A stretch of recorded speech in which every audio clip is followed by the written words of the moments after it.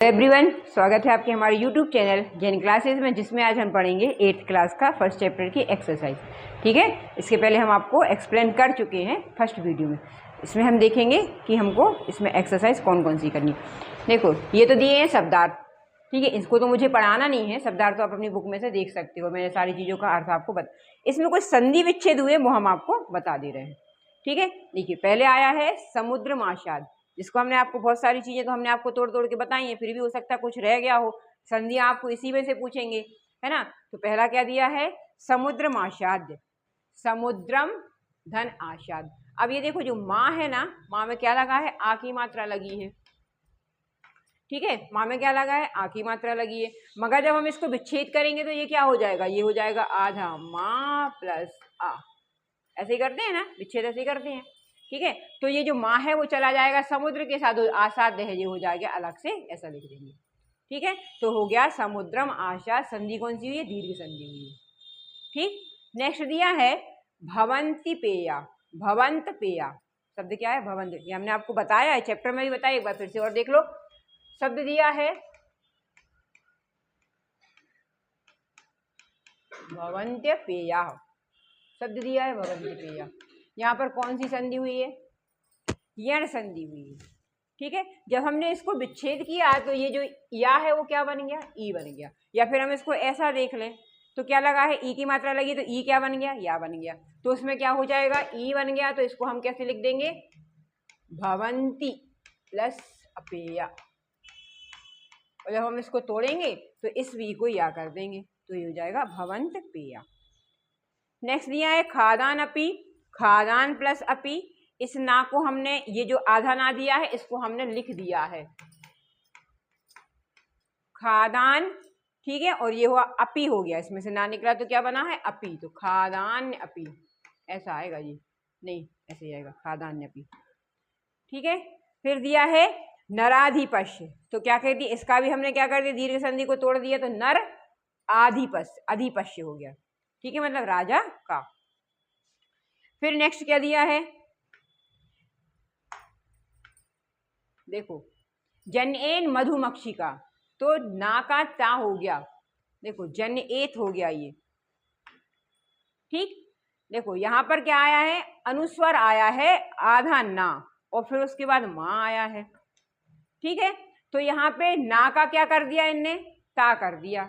क्योंकि ता क्यों कर दिया, क्योंकि ना जो पंचम वर्ण है उसका पहला अक्षर क्या है, ता है। ता वर्ग का ही तो है ना, ता था दाधा ना, है ना। तो पंचम वर्ण का पहला अक्षर इसमें आ गया, तो इसमें क्या हो गया, ता हो गया अनुस्वर का, है ना क्या है, अनुस्वर है ना, बिंदी ऊपर जो आती है मतलब अनुस्वर है। तो कह रहे हैं उसका पहला अक्षर आ गया ता, तो ये हो गया जनेत।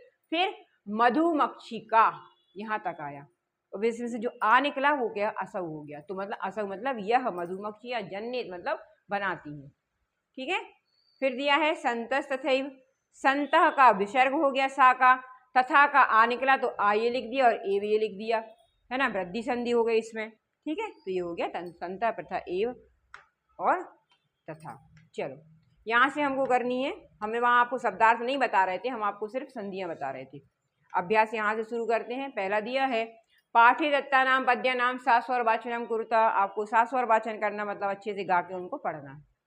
सेकंड दिया है श्लोकांश से रिक्त स्थानी पूर्यात। अब ये श्लोक दिए हैं उसमें क्या है, उन्होंने एक एक वर्ड आपको दे दिया, उसको पूरा करना है आपको।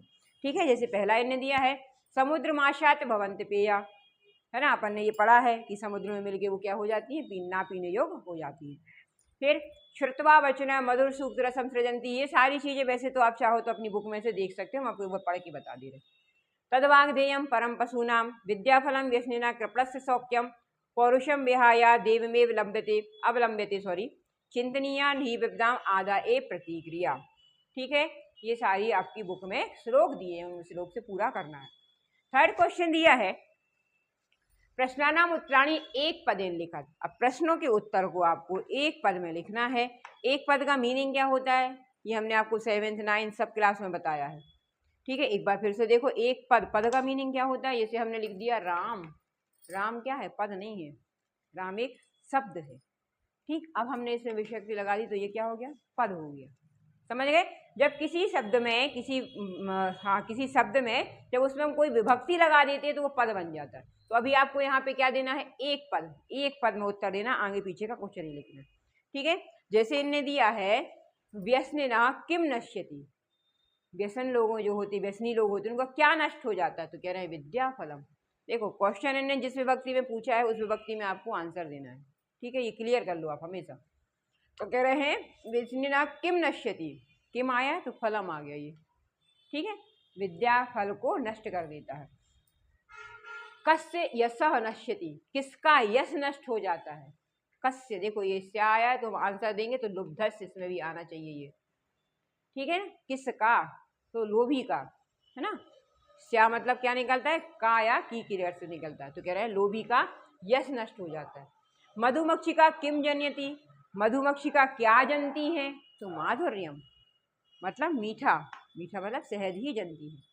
मधुर सूत्रसम के सृजंती, मीठी वाणी का सृजन कौन करता है, कौन बनाता है? तो संत, संत बनाते हैं। अब देखो इसमें यहाँ पे अब आप बोलोगे कि यहाँ पे तो मैम के लगा है, तो यहाँ पे तो क्या संते आना चाहिए, मगर यहाँ पे तो आ क्या रहा है? संत आ रहा है। तो ऐसा कैसे हो गया मैम, कैसे आ रहा है ये?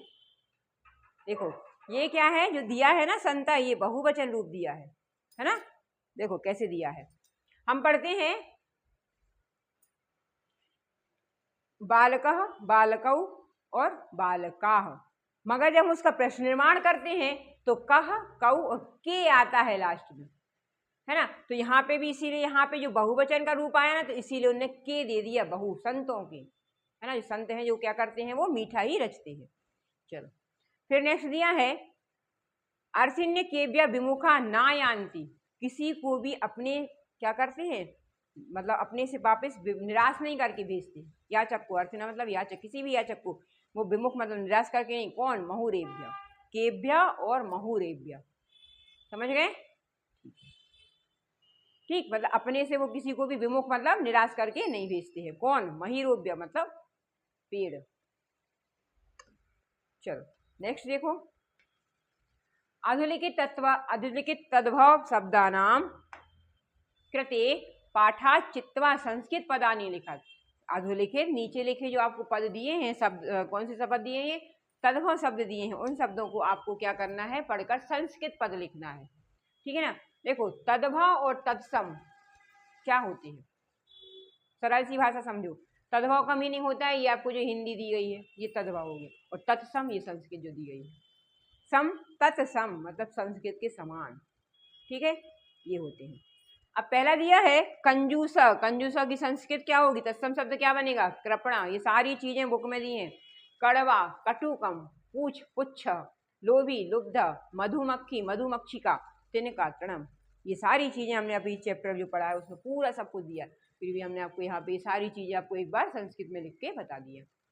फिर दिया है अधोलिखितेषु वाक्येषु कर्तपद क्रियापदम चा चित्तवा लिखत। अब इसमें आपको क्रिया और कर्तपद चुनना है।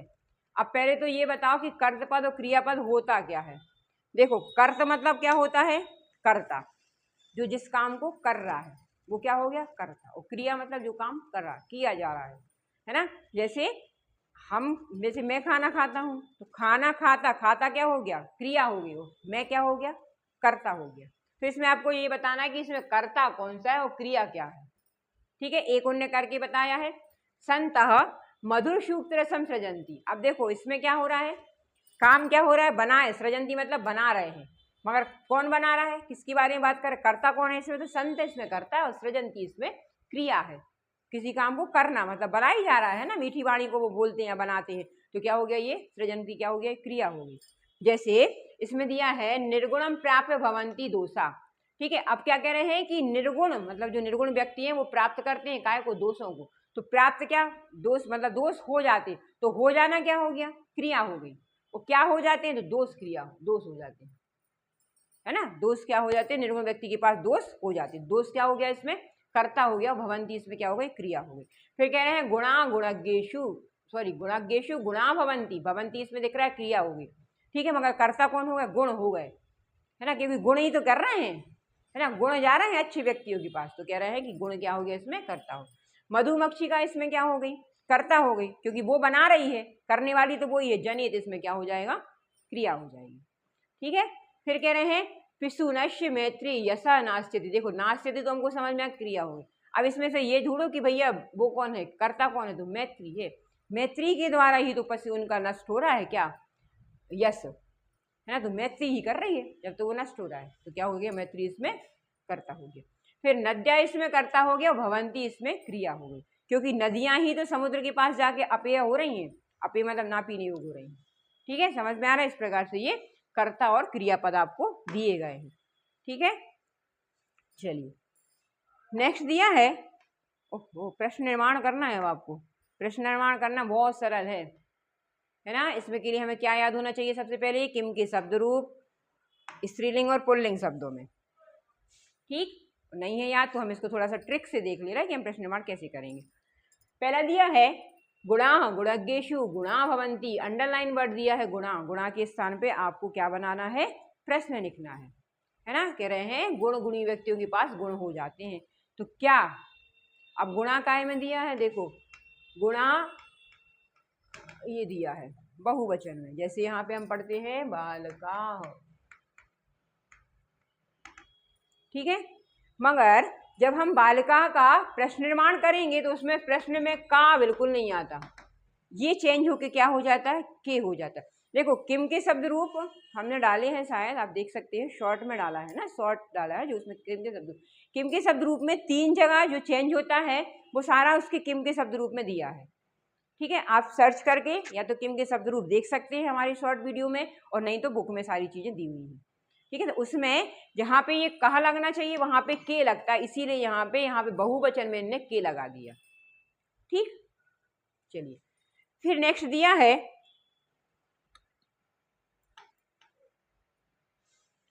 नद्या सुस्वादुतोया भवंती, नदियां मीठी होती हैं। तो कौन मीठा होता है, तो इन्हें क्या कह दिया, नदियां मीठी होती। अब नद्या शब्द जो आया है ये भी देखो आप, ये बहुवचन रूप है किसका, स्त्रीलिंग शब्द का, बालिका पढ़ते हैं हम, बालिका, बालिके, बालिका, तो इसमें क्या आया चाहिए, ये द्वितीय विभक्ति है, तो इसमें कह दिया नद्या क्या है, बहुवचन, इसीलिए उन्होंने बालिका का लगा दिया यहाँ पे। ठीक, ये चीजें आपको थोड़ा सा, जब आप बाला को बालिका की स्त्रीलिंग और पुल्लिंग दोनों रूप देख लोगे ना, आपको सब चीजें इजी हो जाएंगी।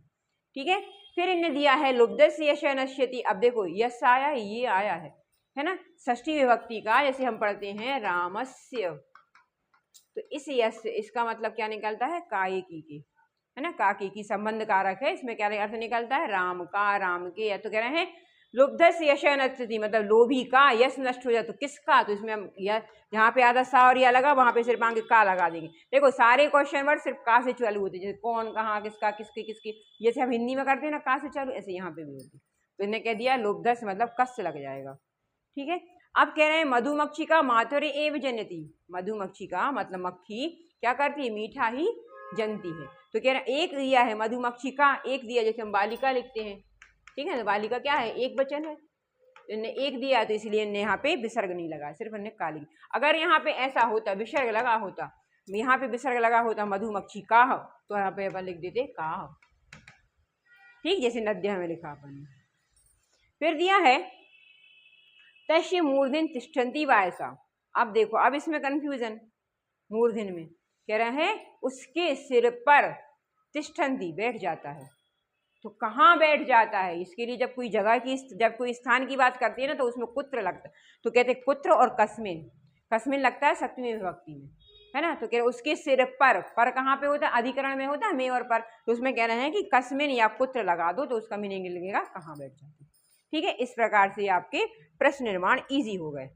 चलिए नेक्स्ट क्वेश्चन है, उदाहरणानुसार पदानी पृथक कुरुत कुरुत, पदों को जो अर्थ दिए हमने, जैसे हम आपको बता चुके हैं, हम संधि विच्छेद का नाम भी इसको दे सकते हैं, मगर इन्हें क्या कहते हैं, इन पदों को अलग अलग कर दो, पृथक मतलब अलग अलग करना है।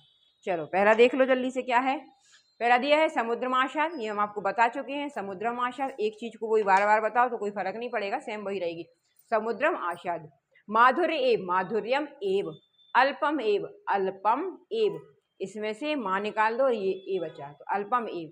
सर्वम एव, ये भी बन जाएगा जो कहते हो। देवम एव हो जाएगा। महान मुक्ति, महात्मा नाम, क्या हो जाएगा ये, महात्मा नाम।